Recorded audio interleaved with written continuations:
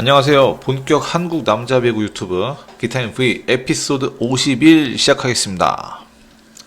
자, 이번 시간에는요, 대한항공전버스와 KB손해보험 스타즈 경기 리뷰하도록 하겠습니다. 일단 스코어부터 확인하시죠.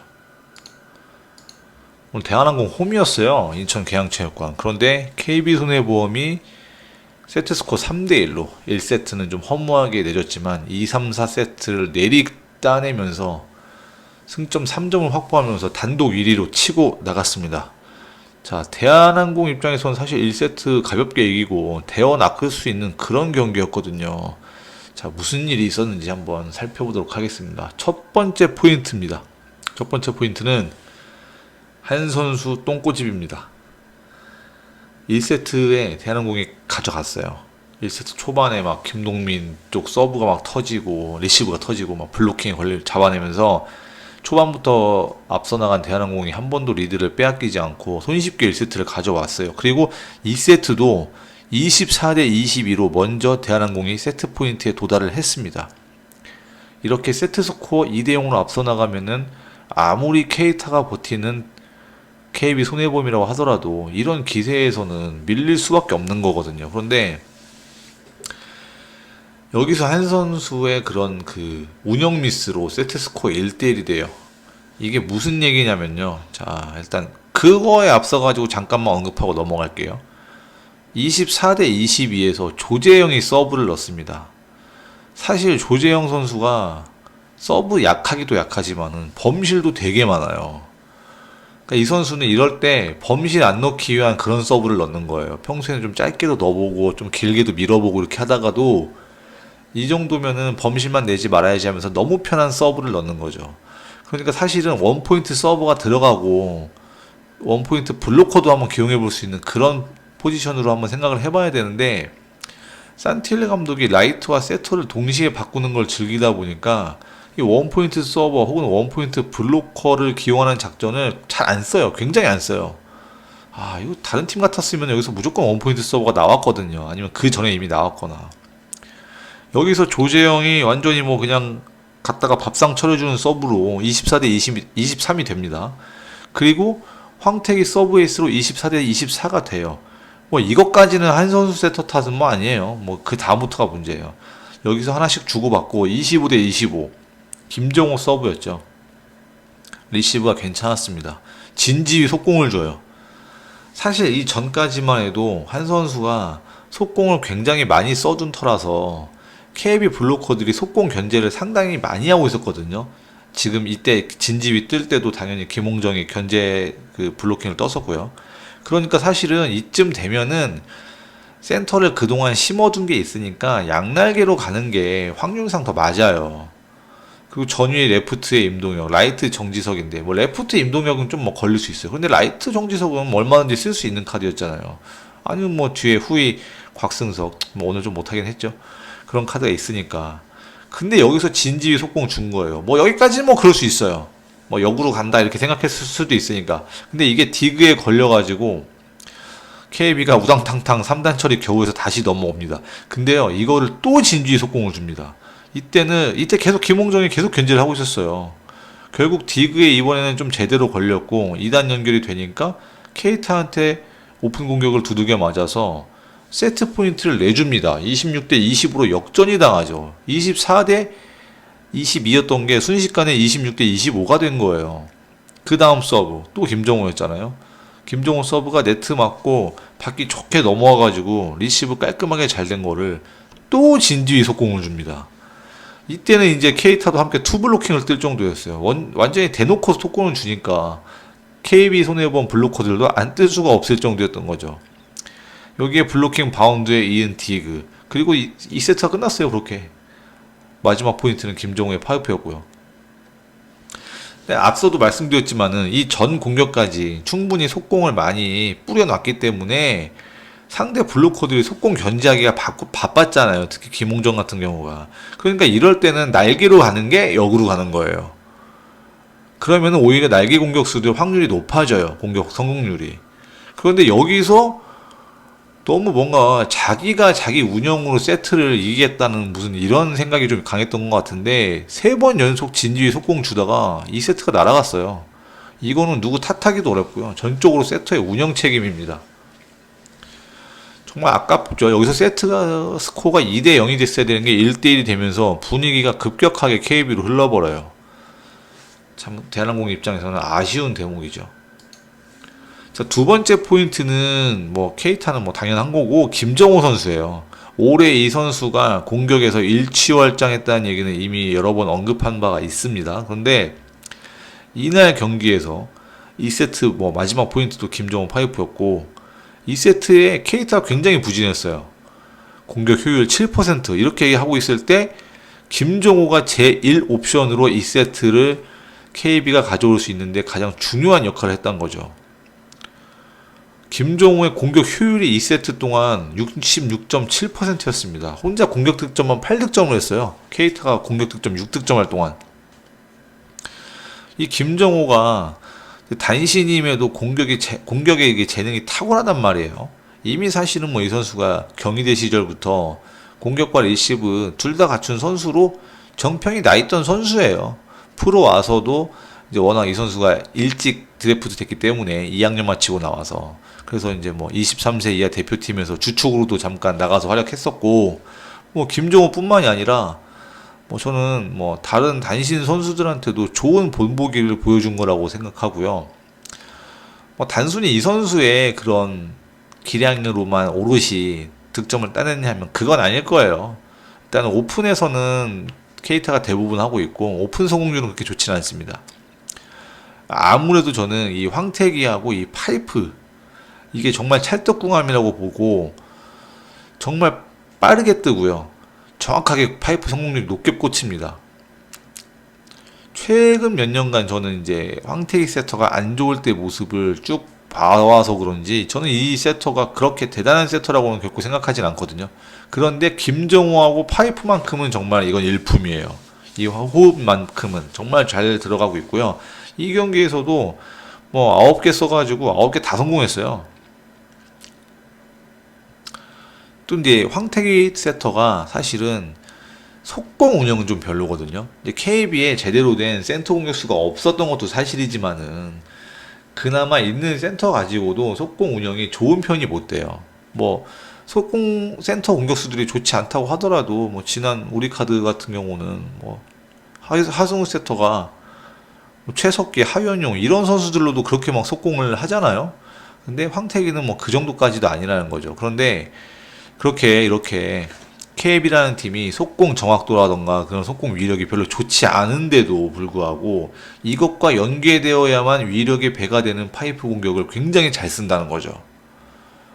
사실 파이프 공격은 중앙 속공이 받쳐주지 않는 상황이라면은 상대 블로커들이 읽고 떠서 오히려 블로킹에 걸리기가 쉽거든요. 그런데 그럼에도 불구하고 황태기와 김정호 파이프 이 조합은 정말 일품이고 멋지다. 그리고 완전히 무슨 전가의 보도처럼 쓰고 있어요. 다 들어갔어요, 진짜 이 경기에서. 뭐 킥오픈 타이밍이야 뭐 여전히 좋고요. 좋은 성공률을 보여주고 있죠. 이렇게 케이타 반대편에서 김정호가 엄청난 활약을 해준다는 게 KB가 단독 1위를 달릴 수 있는 중요한 원동력이라고 저는 생각합니다. 리시브는 뭐 김정호 선수가 이렇게 리시브가 좋지가 않아요. 프로 와서는 좋지가 않습니다. 대학에서는 충분히 좋은 선수였는데 아무래도 그 대학에서는 외국인 선수 서브 받을 일이 없잖아요. 그러다 보니까 프로에 와서는 리시브가 그렇게 좋은 편은 아니에요. 그런데 뭐 안 좋은 거는 케이타가 다 해결해 주니까 큰 문제는 안 되고 티는 안 나고 있죠. 어디 두고 봐야 할 겁니다. 앞으로도 지금처럼 약간 뭔가 좀 부족함이 있지만 그거를 공격력으로 정면 돌파하는 이 KB 스타일의 배구가 통할지는 한번 두고 보도록 하겠습니다. 뭐 레프트 선수 뭐 얘기 나왔으니까 한 가지만 더 거들자면요. 1세트에서 김동민이 서브 에이스 막 허용하고 또 본인이 공격한 거 블로킹에 걸리면서 빨리 정동근으로 바꿔준 거고 이렇게 재정비를 한 게 KB가 정말 잘한 부분이에요. 뭐 정동근이야 어차피 뭐 공격을 하러 이렇게 들어온 선수는 아니에요. 어차피 왼손잡이고 이 선수가 경기대회에서 물론 왼손잡이 있는 상태에서도 리시브 많이 받으면서 공격했지만 뭐 프로에 와서는 사실은 그런 거는 뭐 쉽게 통하지 않을 거고요. 뭐 리시브에서 사고만 내지 마라. 뭐 이 정도로 뭐 들어온 거고, 뭐 이 경기에서 뭐 그만하면 됐다. 그 정도 하려고는 한 것 같습니다. 자, 세 번째 포인트는 곽승석 선수 노세화입니다. 제가 지난번 대한항공 경기 때에도 말씀드린 적이 있어요. 올 시즌 곽승석이 심상치 않다고. 오늘 이 얘기를 또 제가 안 할 수가 없는 게, 이 경기 곽승석 공격 효율이요 6%예요. 6%. 성공률은 25%고 리시브도 썩 좋지가 않았어요. 40%. 이거는 도저히 곽승석이라는 선수 이름값에 걸맞는 활약이라고 볼 수 없죠. 리시브하고 공격 성공률 뭐 공이 50%는 좀 찍어주는 거를 믿고 이 선수를 쓰는 거고, 그래서 막 대한항공 하면은 무조건 석석 브라더스부터 떠올리는 건데, 최근 몇 경기 보면은 곽승석 선수 그 공격이 통하질 않아요. 한번 최근 몇 경기를 제가 한번 거슬러 올라가면서 한번 이 선수 기록을 말씀드리도록 하겠습니다. 지난번 24일 우리카드전 공격 효율 17.6%, 리시브 44.8, 19일 삼성화재전 풀세트까지 갔던 그 경기죠. 공격 효율 30.4%, 리시브 53.8, 15일 한국전력전, 이거는 한국전력이 시즌 첫 승 거둔 경기죠. 공격 효율 28.5, 리시브 53.8. 그러니까 최근 한 4경기, 5경기를 보면은 리시브는 뭐 그냥 그럭저럭 한두 경기 못했다, 잠깐 뭐 삐끗했다, 이렇게 볼 수는 있을 것 같아요. 그런데 공격 효율에 있어서 30% 넘는 경기가 지금 거의 안 나오고 있어요. 이 경기에서 진짜 이 부분에서 정말 공격력이 최악인 거는, 이거는 정말 가볍게 볼 사안이 아닙니다. 제가 보기에는 일단 곽승석 선수가 타점이 안 나와요. 굉장히 낮고, 물론 이제 이 선수가 타점이 그렇다고 해가지고 굉장히 좋았던 선수는 아니고, 뭐 블로커 손끝을 보고 쳐내는 공격이라던가, 아니면은 각도, 빠른 스윙, 약간 이동을 하면서 블로커들을 좀 따돌리는 여러 가지 그런 잔기술로 공격을 좀 커버를 했던 선수인데, 지금 뭐 전혀 안 통하고 있어요. 문제는 이 곽승석이 못해도 이 선수 대신해서 내보낼 백업 선수가 없다는 겁니다.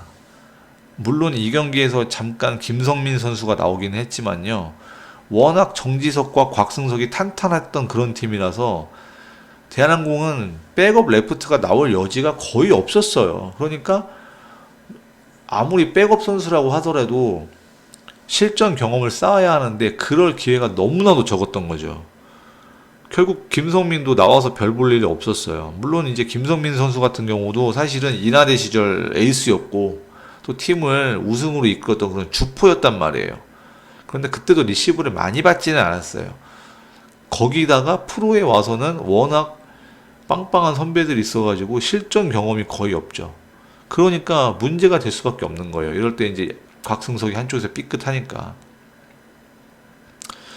뭐 지난 시즌 시작 전에 KB에서 이제 손현종을 FA로 영입하긴 했죠. 당시에 이제 손현종이 FA C 등급이라서 보상 선수는 필요 없이 보상금만 일정 부분 지불하고 손쉽게 데려올 수 있었는데, 손현종도 사실 KB에서 저는 대한항공 갈 때 이 선수를 도대체 왜 영입했지? 그런 생각했었거든요.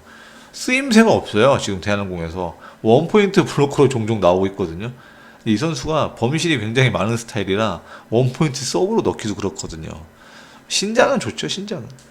근데 이 선수는 더욱 김성민보다도 경쟁력이 없는 선수니까 쓸 수가 없죠. 그럼 남아있는 선수가 누가 있냐면 이제 임재영도 이번에 이제 뭐 드래프트에서 뽑은 선수잖아요. 최근에 이제 원포인트 서브로 종종 얼굴을 비추고 있고요. 근데 기용하기가 어려워요. 지금 여러모로 곽승석 그 자리, 정지석 대각 자리가 좀 위태위태합니다. 그런데 이제 여기다가 비에나도 시원찮고, 임동혁도 이 비에나 대신 들어와서 아무래도 한 경기 통으로 주전 라이트 공격수로 팀을 이끌기에는 좀 부족함이 있어요. 다른 팀이라면 모르겠는데 우승 바라보는 팀 주포로 활약할 정도로는 아직 성장하지를 못했다는 거죠. 그런 와중에 정지석은 뭐 정지석 나름대로 굉장히 커리어 하이 시즌 수준으로 보내고 있어요. 잘하고 있습니다, 굉장히. 그런데 혼자 다 할 수가 없잖아요, 득점이라는 걸. 누가 도와주는 선수가 있어야 되는데 그게 안 되는 거고, 그래서 한 선수가 속공을 좀 심할 정도로 많이 썼나? 이런 생각이 좀 들었어요. 뭐 비에나 없지, 임동혁도 조금 종종 범실을 이상한 데서 내고 있지. 정지석은 줄 만큼 주고 있는데 곽승석마저 이러니까 좀 속공으로 좀 허를 찔러보자 뭐 이런 모드였던 것 같기도 해요. 근데 이 와중에 곽승석마저 공격이 거의 이번 시즌 들어서 최악인데 이렇게 무너진다면은 이길 수가 없죠. 아무래도 체력적인 문제가 저는 좀 있을 거라고 보고요. 곽승석 선수가 제가 알기로는 종아리 쪽 부상이 좀 심한 걸로 알아요. 종아리 쪽에 좀 고질적인 부상을 안고 있고 이 선수가 그것 때문에 병역도 면제받은 걸로 제가 알고 있습니다. 그래서 아무래도 뭐 나이는 아직 뭐 당장 뭐 진짜 막 노세어 와가지고 은퇴 바라볼 그런 나이는 결코 아니지만 이렇게 좀 뭔가 나이 한 살 한 살이 정말 다르게 느껴지는 그런 부분이 와 닿는 것 같습니다. 일단은 대한항공은 4일 쉬고 OK금융그룹하고 지금 경기가 있습니다. 목요일인 것 같아요. 아, 지금 근데 OK도 좀 잘 나가는 팀이라 쉽지가 않을 거예요. 좀 이렇게 안 될 때는 좀 하위 팀을 만나면서 좀 뭔가 바닥치고 올라갈 수 있는 계기가 마련이 되어야 되는데 연달아서 지금 1, 2위 팀들을 만나는 거라서 어려울 것 같습니다. 한번 지켜봐야겠죠. 지금 곽승석 선수와 그 백업의 부재 이게 어떻게 이어질지 한번 추이를 지켜보도록 하고요. 자, 한번 좀 뭔가 또 반등의 기회가 있지 않을까 그런 생각도 해봅니다. 자, 저는 지금까지 비타민 V 에피소드 51이었습니다. 감사합니다.